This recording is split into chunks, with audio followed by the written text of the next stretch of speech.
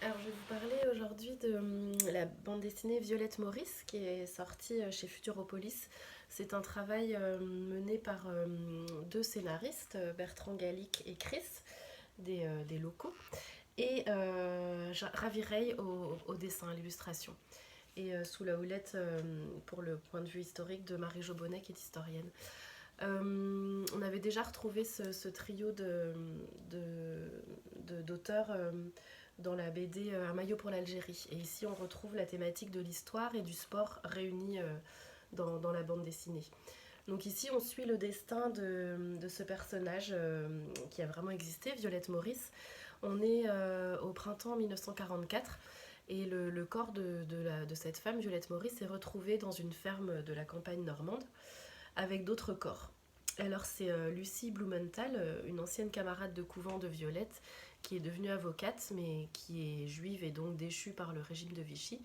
C'est donc cette Lucie Blumenthal qui veut en savoir plus et commence à mener son enquête.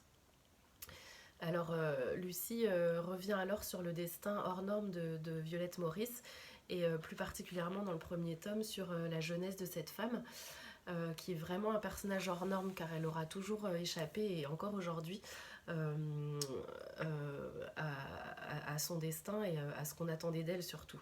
Dès son enfance, cette Violette dégage un parfum de scandale, elle est énergique, bagarreuse, elle n'est pas du tout la petite fille qu'elle devrait être.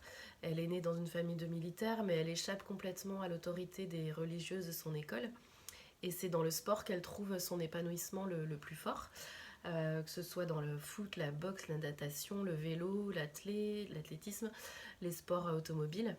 Ce sont autant de disciplines auxquelles la jeune fille, puis jeune femme se prête jusqu'à devenir sportive de haut niveau et à inscrire de nouveaux records du monde. Son mantra, sa petite phrase, c'est ce qu'un garçon peut faire, Violette peut le faire aussi. C'est vraiment sa maxime. Et elle va jusqu'à défier les hommes sur le terrain sportif. Elle décide de se faire retirer les deux seins pour éviter que sa poitrine ne gêne ses exploits. Et elle finit par se marier, mais elle fait très vite comprendre à son mari que c'est pas du tout une fin en soi pour elle, et elle trouve une liberté dans le mariage.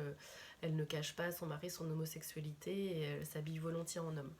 Donc Violette, c'est vraiment un personnage qui dérange, et sa mort aussi dérange puisqu'elle elle sera enfin, il y aura toute une relecture de sa vie. Elle va être accusée de collaboration durant la Seconde Guerre mondiale.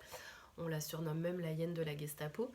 Et son parcours a encore de nombreuses zones d'ombre, et c'est à cela que s'attachent les auteurs de la BD, à tenter de réécrire ce destin, de le relire, de le mettre en lumière. Et c'est pourquoi je voulais mettre en évidence cette BD qui donne à voir vraiment la force de caractère d'une femme qui, dans une époque déjà passée, euh, avait une force d'esprit et n'hésitait pas à défier les hommes sur leur propre terrain et à faire avancer la cause des femmes, mais là où on ne l'attendait pas forcément.